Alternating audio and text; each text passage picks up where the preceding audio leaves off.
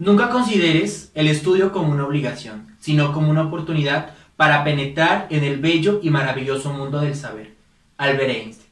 Como estudiantes normalistas, es un privilegio llevar ese nombre en nuestro recorrido educativo, por el cual, portando este uniforme que lleva marca de grandes generaciones que han transformado la sociedad para un mejor porvenir. Es un honor contar con la presencia de la doctora Araceli de Tesanos, a la cual le damos una calurosa y respetuosa bienvenida, que desde la virtualidad nos acompaña disponiendo su tiempo y corazón para brindarnos este espacio de enseñanza y formación denominado Eligiendo Caminos.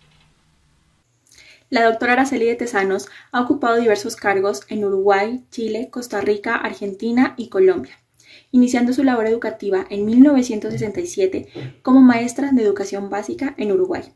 Ha sido docente universitaria, asesora en procesos de evaluación, reformas educativas y curriculares a nivel estatal, universidades, Colciencias e ICFES.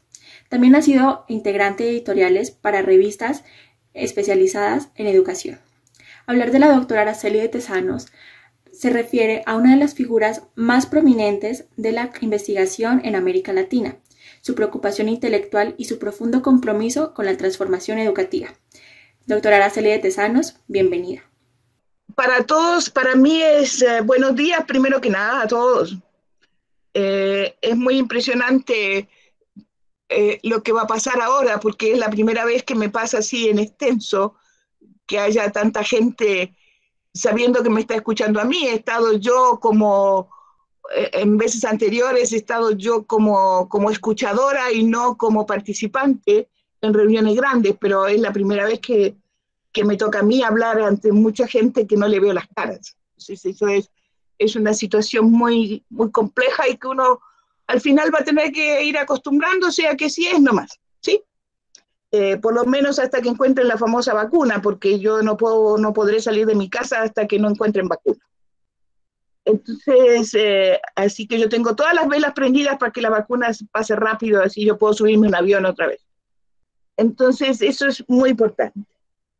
Eh, Les habrá llamado un poco la atención quizás el nombre que le puse a esta especie de conversación o de pastoral, porque depende cómo la miren, eh, que de eligiendo caminos, pero cuando uno llega a la altura de los estudios en que ustedes están en grado 11, tienen que tomar decisiones.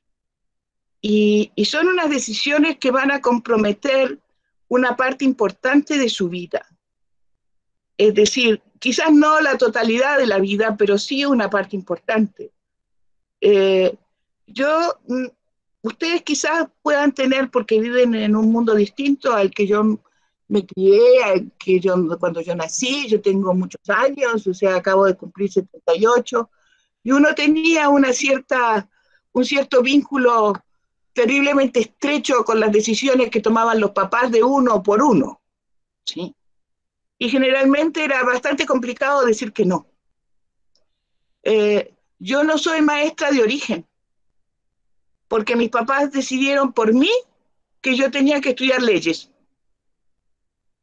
entonces que tenía que ser abogado, por una tradición familiar. O sea, mi papá era ingeniero, pero mi abuelo había sido un abogado diplomático y yo tenía que seguir el camino, porque por eso me llamaba como me llamaba.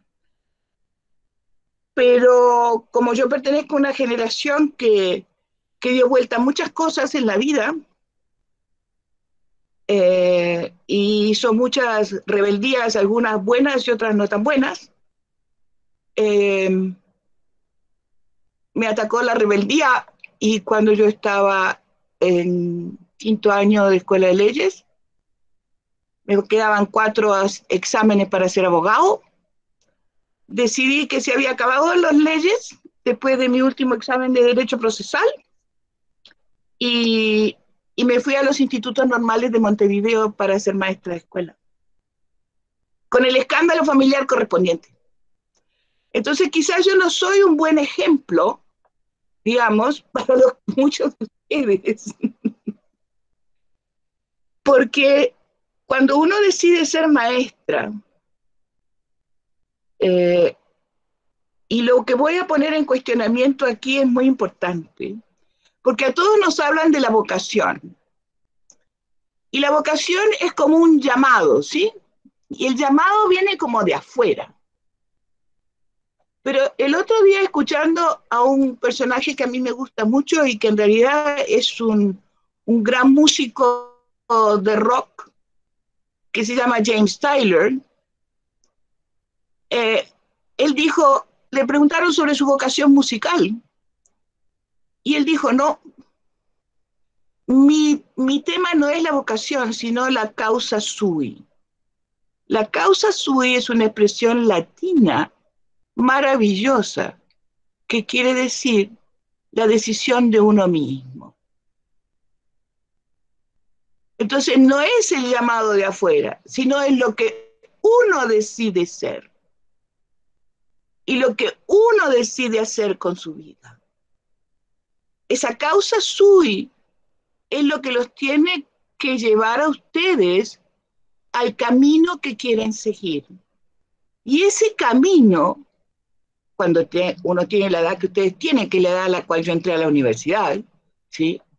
Puede cambiarse, no es definitivo. Y a lo mejor hay muchos de ustedes hoy que deciden que no van a ser maestros, porque qué aburrición otra vez volver a la escuela normal. Cambiemos. Pero dentro de 2 o 3 años pueden descubrir que se equivocaron. Entonces van a ir a golpearle la puertita al maestro coral y le van a decir, ¿sabe qué? ¿Me deja volver? Y esa oportunidad y esa posibilidad tiene que estar abierta. Porque nosotros, la decisión es una decisión de vida. Y hay un periodo extenso, más o menos extenso, de unos años después que uno tiene 17, 18 años, como hasta la mitad de los 20, que uno puede todavía tomar decisiones, porque al final es su existencia. Y cuando uno decide ser maestro, se está comprometiendo y está asumiendo una responsabilidad. Por eso que es la causa sui. Uno se hace responsable de uno mismo y de sus propias decisiones. Cuando uno decide ser maestro, decide ponerse definitivamente al servicio del otro. Porque uno va a trabajar con otros siempre y para toda su vida. Es que eso es fundamental. Nosotros nunca somos maestros porque vamos y estamos con niños o cuando somos profesores de enseñanza secundaria con gente, con adolescentes, ¿sí?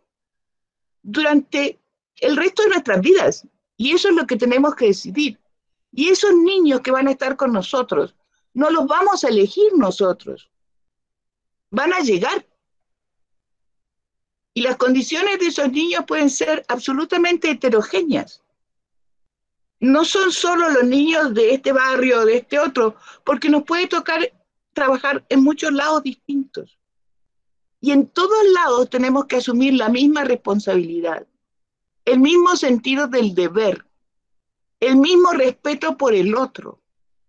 Nosotros los maestros, y parece que ahora con este cuento de la pandemia se han dado bastante cuenta que las cosas no son tan fáciles como parecen, ¿sí? Y que maestro no puede ser cualquiera, por decirlo así rápidamente, porque a ser maestro se aprende. Uno se forma como maestro. Entonces, cuando uno elige esta carrera, esta profesión, este oficio, aunque hay una gente que no le gusta mucho cuando yo hablo del oficio, pero el oficio de enseñar es algo que marca la vida de todos nosotros. Y para poder ser y hacerlo, ¿sí? No tenemos que tener siempre por delante que nosotros tenemos que transformarnos, porque eso también es una responsabilidad de cada uno, en ciudadanos cultos. ¿Qué quiere decir ciudadanos cultos?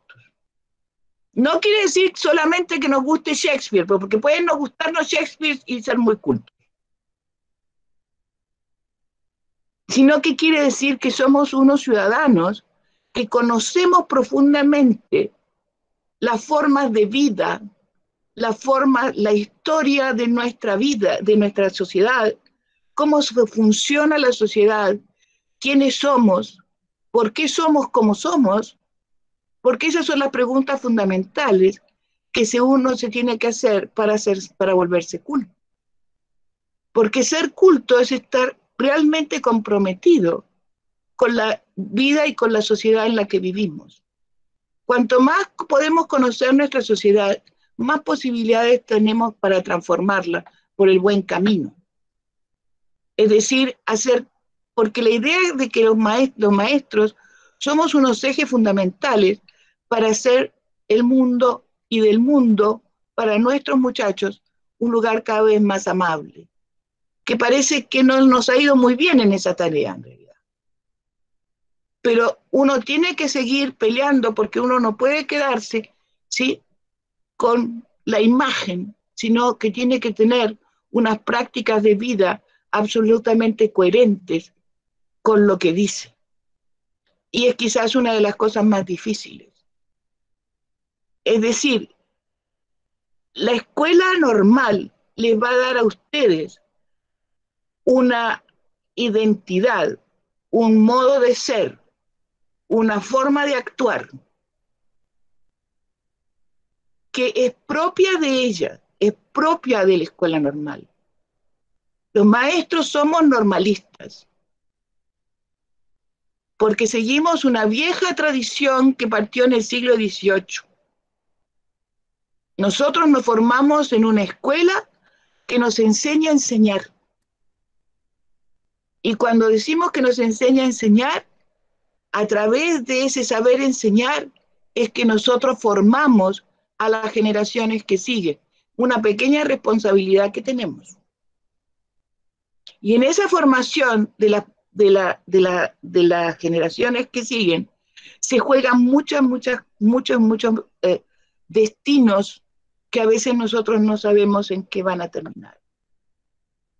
Cuando a uno como maestra le pasa que aparecen sus estudiantes 40 años después, sus alumnos, que fueron sus alumnos, ¿sí?, que eran unos chiquitúas de 11 o 12 años, y se los encuentra cuando tienen 45, y resulta que la relación sigue siendo la misma. Cuando a mí me pasa una cosa como esa, que sí me pasó, y que bueno, al fin y al cabo, elegí bien lo que yo quería hacer. Pero eso pasaba después de muchos años y hay que tener mucha paciencia para que eso pase. Entonces, cuando ustedes están en la situación que están, que el año entrante o se van de la normal o se quedan. Pero es una decisión de ustedes. Va a haber papás que van a empujar para que se queden en la normal y va a haber papás que van a empujar para que se salgan de la normal. Entonces sería bueno, así como un ejercicio, que ustedes pudieran conversar con los papás. Tanto para aquellos que dicen que se vayan de la normal, como para aquellos que dicen que se vayan de la normal. Porque es muy importante que de alguna manera ustedes en la toma de decisiones que tienen que hacer, que no es menor, contemplen todas las posibilidades. Y todas las posibilidades también implican, y a lo mejor estoy metiendo la pata, pero lo voy a decir, no sé cómo funciona esto en la normal, en Colombia, pueden volver atrás, o sea, pueden abandonar la normal, pero pueden volver atrás. O sea, si deciden ser maestros, porque uno tiene derecho a equivocarse también, ¿sabes? Cosa que parece que no, a la gente no le suena mucho, ¿sí? Pero uno tiene derecho a equivocarse. Tiene derecho a pensar que eligió mal cuando se fue, porque por muchas razones, porque uno es muy chico, porque a veces no conoce mucho de la vida, porque le contaron un cuento que no era, uy, por tantas cosas, ¿sí? Entonces, cuando uno va creciendo, va terminándose de armar internamente, porque esa es la parte más difícil de la historia, a lo mejor sí ahí aparece realmente la causa sui, o sea, la decisión de adentro de hacer y ser maestro.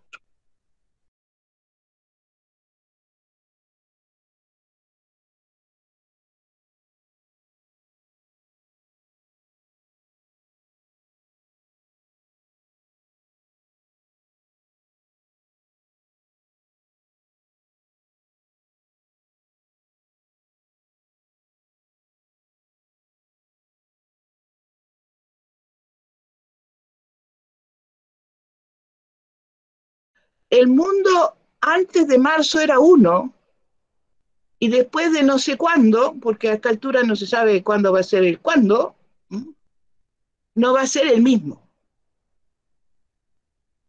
Y a ustedes les tocó estar en esta bisagra, ¿sí? En esta bisagra de la transformación. Y es una transformación que nos toca a todos. Nadie puede quedarse mirando para el techo con la transformación. Porque los cambios vienen y no sé para dónde van los cambios. Porque no soy bruja, no sé leer las cartas, no sé nada de esas cosas. Así que yo escucho, analizo y veo. Y lo que escucho, analizo y veo no me gusta mucho. Es lo único que puedo decir. Eh, y además leo el The Economist, entonces a veces el The Economist se pone medio catastrófico, ¿sí? Porque, porque la situación del mundo en materia económica y de trabajo va a ser catastrófica. Y no sé cuántos de nosotros estamos preparados, ¿m?, internamente para mirar cómo el mundo se nos vuelve una catástrofe. Y una catástrofe que va a tocar a todo el mundo. No nos va a tocar solo América Latina, por lo menos esta vez no nosotros somos los únicos que nos va a ir mal. Les va a ir mal a todos. O sea, no hay ningún consuelo, pero eso es así, ¿sí? Entonces, a ustedes les va a tocar esa historia en medio del momento en que tienen que tomar una decisión. Y eso no es menor. Porque cuando yo tomé mi decisión de ser maestra, por allá por el año 62, el mundo, por lo menos en el país donde yo vivía, en el Uruguay, era simpatiquísimo. Después se complicó mucho, pero en ese momento era simpatiquísimo. No era el mismo mundo, ¿sí?, que el año que entré yo a trabajar. En ese mundo ya todo, en ese año 67, todo se empezaba a mover, y no bien, ¿sí?, y se movía bastante. Y en 68 ni hablamos, porque eso es parte de una historia que ustedes supongo que conocen. Entonces, mi mundo cambió adentro de la escuela, no cuando tomé la decisión de ser maestra.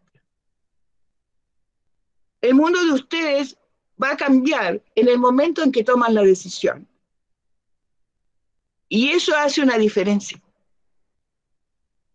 Porque aquellos que deciden ser maestros hoy y van a entrar al ciclo de formación complementaria y se van a graduar dentro de 2 o 3 años, ¿sí?, van a encontrarse con una escuela diferente.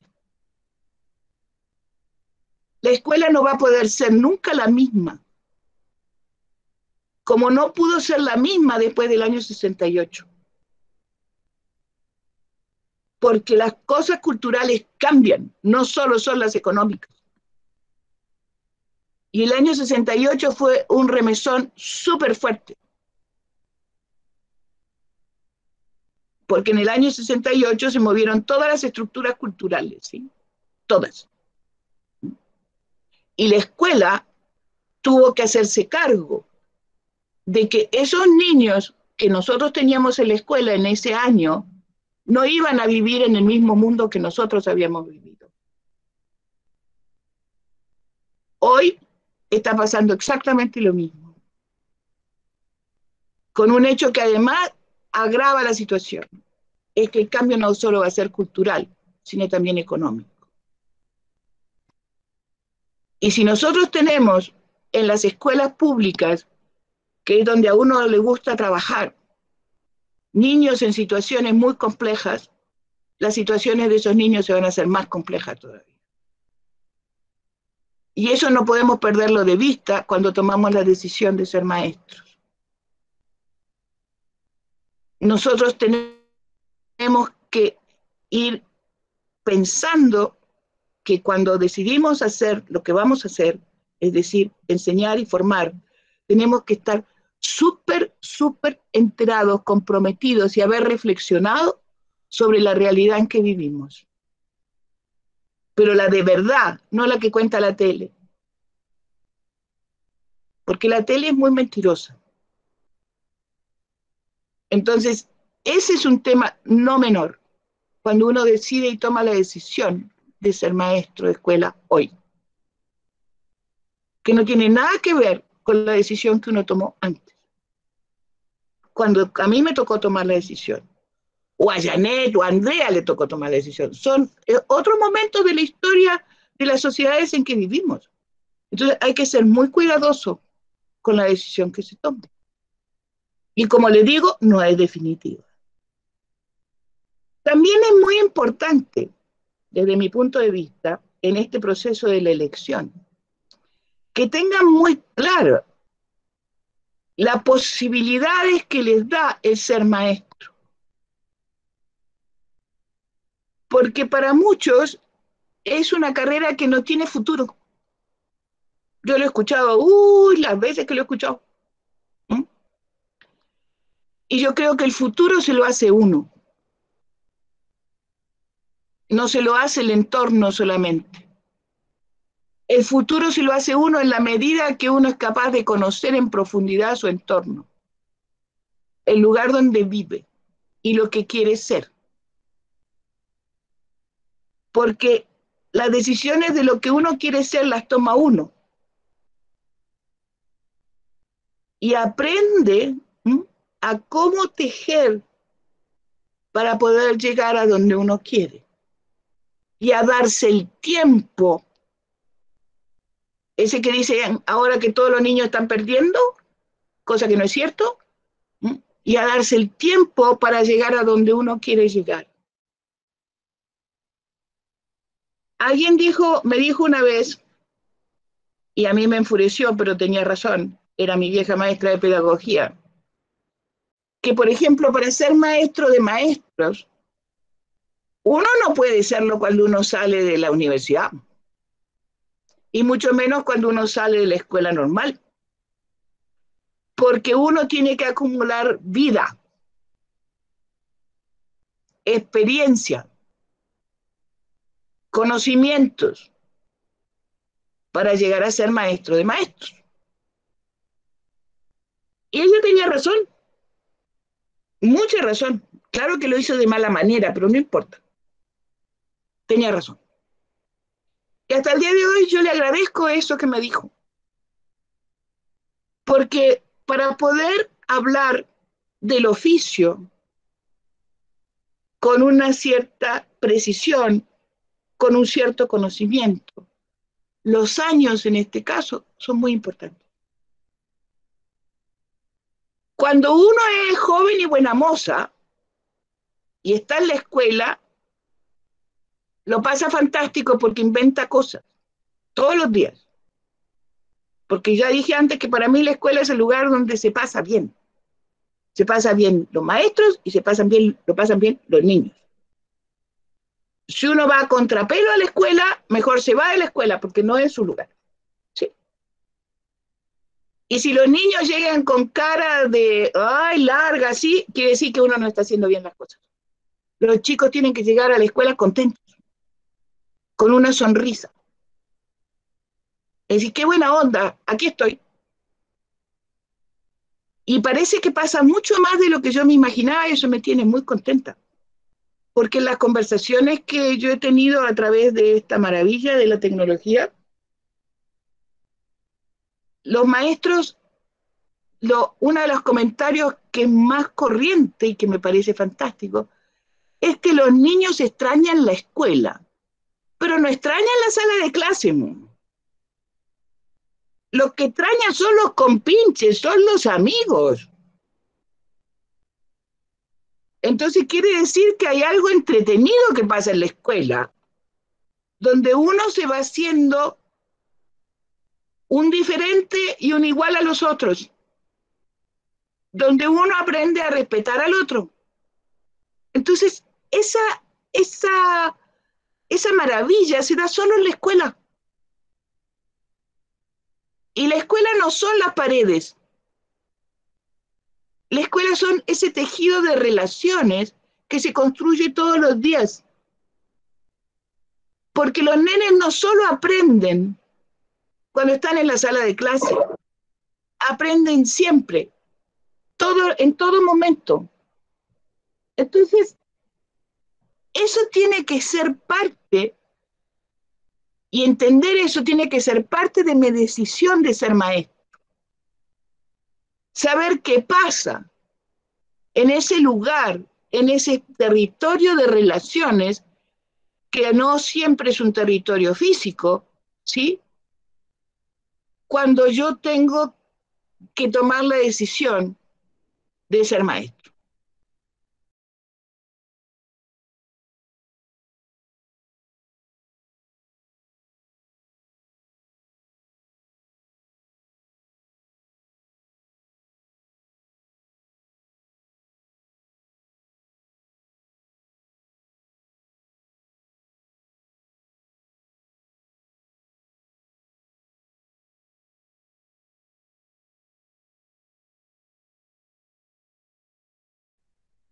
Pensar también y reflexionar, y ojalá escribir, porque nunca le hace daño a la escritura, ¿sí? ¿Cuáles fueron mis experiencias en la escuela antes de tomar la decisión? Porque muchas veces uno quiere ser maestro para ser igual que, que alguno de sus maestros. Y otras veces quiere ser maestro para hacer todo lo contrario de lo que hicieron con uno y pasarlo bien. Y sobre todo que lo pasen bien los chicos.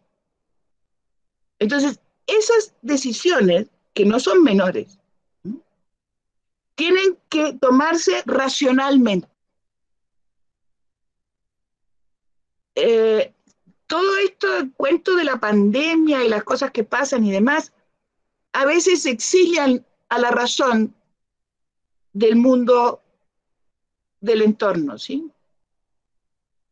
Porque se toman unas decisiones que uno piensa, uy, ¿cómo?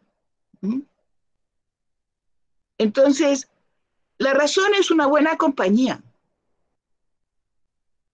La reflexión es otra buena compañía. Porque no se trata simplemente de repetir lo que dicen otros o de actuar en un acto de, uff, ya no más, sino de sentarse a pensar. Todo el tiempo que ustedes se tomen para pensar y reflexionar sobre la decisión de ser maestros es un buen tiempo. Es muy importante ese tiempo. No es cualquier tiempo. Entonces, mi preocupación cuando recibí la invitación de Janet era, ¿y qué les digo a estos chicos? Dije, bueno, yo les voy a decir lo que yo viví y lo que yo pienso, porque si no, no tiene mucho sentido leerles textos. Los textos los pueden leer solitos. Y la reflexión sobre los textos la tienen que hacer ustedes. porque ya han pasado hartos años para aprender a leer, yo creo, ¿no? Supongo que estamos listos en esa materia. Tenemos varios textos para poder comparar. ¿Será que voy para acá? ¿Será que voy para allá? Entonces, mi preocupación era, a ver, ¿hacemos un discurso académico lleno de palabras raras o hablamos de la vida? Y creo que yo he optado por hablar de la vida. Porque no son tiempos en los que vivimos, ¿sí? De tratar de hacer o de ser lo que no somos, sino más bien de tratar de ser y hacer lo que somos realmente. Y asumirnos como lo que somos, porque es desde ahí de donde hay que tomar la decisión. Cuando uno elige el camino del maestro, de ser maestro, les vuelvo a decir, es un compromiso para siempre. No es un compromiso de a poquitos, sino es un compromiso completo. Por eso hay que tomar la decisión con calma. Ustedes han tenido ejemplos de maestros en su formación, de los buenos, de los regulares y de los otros, ¿sí? Entonces ustedes verán cómo van y para dónde van. Hay lecturas que son imprescindibles, pero más que imprescindibles. Los maestros tenemos que leer algunos textos para que nos digan y nos ayuden a entender lo que somos. Y los textos no son los que están de moda siempre. Eso es lo que pasa. Un maestro tiene que ser un muy buen lector de Comenio, tiene que ser un muy buen lector de Pestalozzi, sobre todo si va a enseñar en la escuela primaria, en la escuela básica. Tiene que ser un muy buen lector de Dewey. Tiene que ser un muy buen lector de todo aquello que le diga y le hable de la esencia del ser maestro, no solo de la forma. Porque a veces nos quedamos con la forma nomás. ¿Cómo se hace clase? En nuestra forma favorita. Pero en la esencia del hacer clase, a veces se nos pierde. La esencia de hacer una clase donde nosotros nos pongamos todos nosotros ahí para que del otro lado se gatillen todas las posibilidades de conocer, de apropiarse del conocimiento y de aprender. Eso es la esencia de hacer clase, no la forma. La forma va a terminar siendo muestro algo, pregunto, los niños contestan, después siempre me toca evaluar, ¿ya? Pero la esencia de eso no siempre está presente. Y no siempre está presente en los procesos de formación. Entonces ustedes pueden demandar que sí esté presente la esencia del hacer clase. Y esos viejos que yo mencioné recién son fundamentales para entender eso. Pero fundamentales. Que es la esencia del oficio de enseñar. No solo la forma. Porque nosotros nos hemos quedado mucho en las formas. Y no siempre en la esencia del oficio. Y para mí ese aspecto de la esencia del oficio ha sido uno de los puntales de todos mis argumentos y de todas mis discusiones en la formación de maestros. Porque la gente dice, porque en general mis colegas, no es la gente. Bueno, pero usted que habla tanto de la práctica, ¿por qué habla tanto de la práctica? Porque hablo de la práctica, porque es en la práctica donde se aprende la esencia. Es en la práctica donde hay que apropiarse de la esencia de la enseñanza. No es en los libros solamente. es al lado de un maestro que sabe de la esencia del enseñar, donde yo aprendo a enseñar. Y no me quedo solo en las formas. Porque las formas están súper canónicas, o sea, basta con agarrar cualquier texto que diga objetivos, propósitos, y está listo. El tema fundamental es el otro. Es la relación que hay entre el maestro y sus alumnos, que no está escrita en ningún lado. ¿Y qué pasa cuando el maestro enseña y cómo hace para gatillar los procesos cognitivos y afectivos de sus alumnos, para que esos alumnos crezcan, se hagan ciudadanos, no tengan miedo de pensar por cuenta propia, que puedan hablar y expresar sus ideas? Pero para que eso pase, el maestro tiene que ser igual. O sea, el maestro tiene que pensar por cuenta propia. Para eso lo formaron, espero. Para que no trague entero todo lo que le dicen que tienen que hacer. Para que sea capaz de tomar decisiones sobre lo que va a hacer y lo que no va a hacer. Y justificar racionalmente por qué hace y por qué no hace. Entonces, todos esos aspectos son esenciales en este mundo en que nos ha tocado vivir, que no es el más bonito de todos. Y eso uno lo tiene muy claro. Yo tengo nietos que van a crecer, no sé en qué mundo, porque no sé lo que viene después ahora. Hay una sensación rara para mí en estos instantes en que me toca vivir. Yo me siento así como en una novela de ciencia ficción, ¿sí? Yo he sido una gran lectora de la ciencia ficción, me gusta mucho.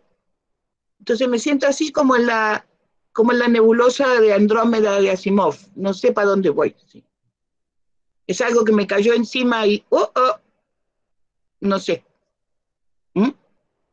Porque no sé cuándo voy a poder salir de la casa, por ejemplo. O sea, a esta casa desde el mes de marzo, desde la primera semana de marzo, no entra nadie ni sale nadie. Entonces, porque tanto mi marido como yo somos gente de riesgo, que le llaman. Y además aquí, después de los 75 años, está prohibido salir a la calle.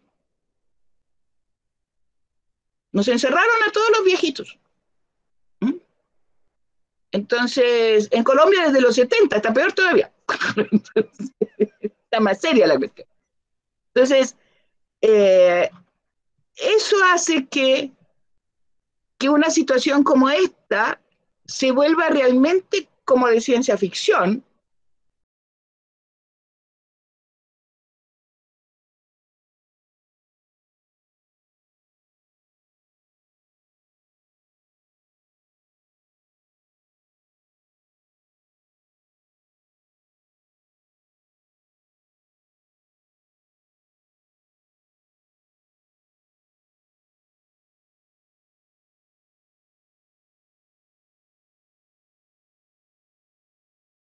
A 6.000 kilómetros de distancia,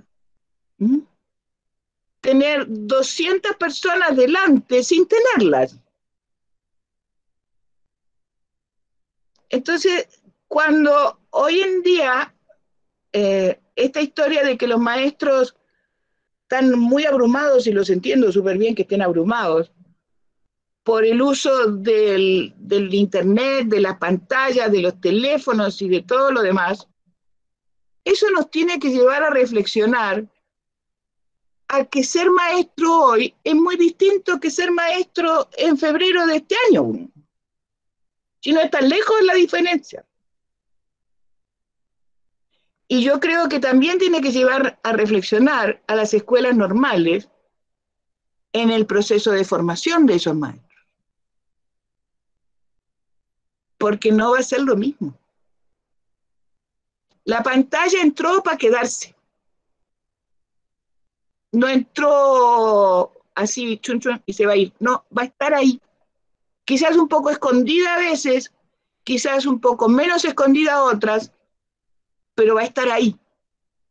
Va a estar el teléfono, la pantalla, o sea, entonces, ¿cómo nosotros, para formar maestros, vamos a tener que pensar en cuál es ese rol que cumplen? Entonces, a mí me preocupa mucho, ¿m?, que la gente que elige hoy ser maestro, ¿sí?, tenga claro su proceso de formación. ¿Qué es lo que va a demandar cada uno de los que van a ser maestros a su proceso de formación? Porque está muy comprometido el proceso de formación hoy. Muy comprometido.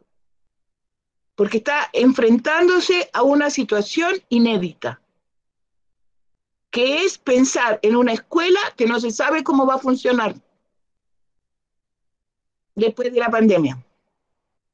Porque no podemos volver para atrás. Ni tampoco podemos copiar modelos, como está haciendo Tonucci, que está copiando el modelo sueco de escuela, que inventaron los suecos en el año 70. ¿Mm? Y eso es lo que está diciendo, o sea, una escuela donde los alumnos puedan pasar de aula en aula, que no importe que no estén encerrados con... Eso lo inventaron los suecos en el año 70 y lo han hecho muy bien hasta el día de hoy. O sea, es una escuela sin grados, ¿sabes? ¿Mm? Pero ese a lo mejor es una posibilidad. Pero nosotros vivimos en América Latina y tenemos otros problemillas a resolver, que no son menores. ¿Qué pasa con las escuelas rurales? Donde no llega el Internet, en la mayoría de los casos. ¿Qué va a pasar con esa escuela? ¿Va a seguir igual que antes? ¿Qué va a pasar con las escuelas urbanas de los sectores de pobreza? ¿Van a seguir igual que antes? Que son la gran mayoría de nuestras escuelas públicas, para decirlo rápidamente, ¿sí? Entonces yo creo que hay algunos temas que tienen que ver con la decisión de los alumnos y tienen que ver de cómo los alumnos van a encontrar respuestas en las instituciones formadoras. Y esos son temas que no están discutidos en general. Y a mí me parece que a lo mejor es el momento de empezar a conversar sobre esos temas. ¿Qué va a pasar con la escuela? Es que eso es algo, o sea, sabemos que a pesar de todos los discursos de los ministerios de educación de América Latina, ¿m?, la escuela este año difícil, como la conocimos.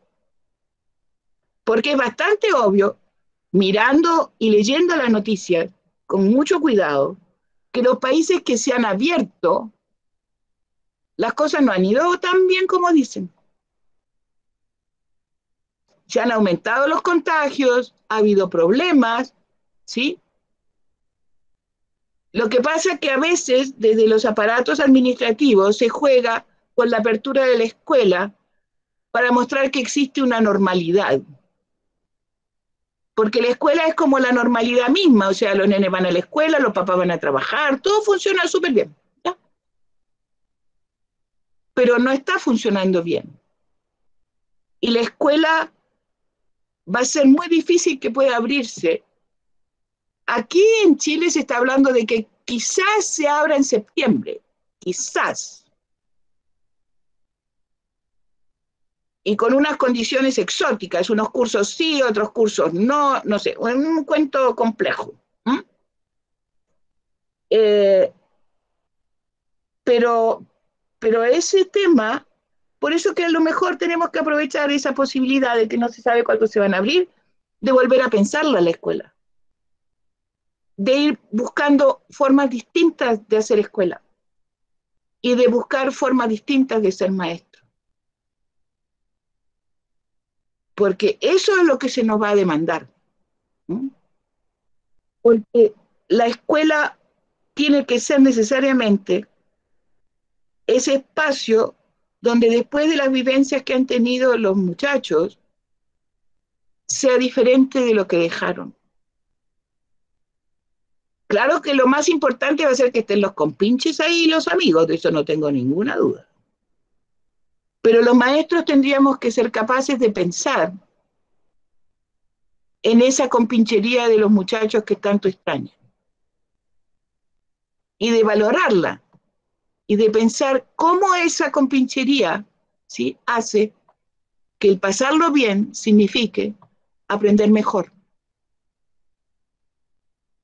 Porque ellos saben muy bien cómo se ayudan entre ellos. Entonces, todo eso también tiene que estar presente en cómo se va a repensar la formación de unos maestros que en 3 años van a estar en esa escuela que va a ser necesariamente diferente. Aunque no queramos que sea diferente, va a ser diferente. Porque el mundo va a ser distinto. Y no puedo hablar ni mejor ni peor, solo sé que va a ser distinto de lo que tenemos. Que va a ser diferente, que hay cosas que no van a poder volver a ser como antes. ¿Mm? Entonces yo creo que, y quizás una de las cosas que no va a poder ser como antes, es este desespero por consumir y consumir y consumir, porque no va a haber con qué consumir. Y ese no va a ser un detalle menor. Entonces yo creo que hay que quizás volver a, a pensar cómo vivimos también, no solo la escuela. Y cuál es, porque además es el momento quizás también de poner arriba de la mesa el tema de los valores, el tema de la ética, el tema de la responsabilidad, el tema del respeto por el otro, que parece que a veces se nos olvida. Entonces, yo creo que ahí tenemos un espacio de reflexión, un espacio de pensar y un espacio de inventar, de salirnos de los cartabones en los que hemos estado metidos, que me parece un reto maravilloso.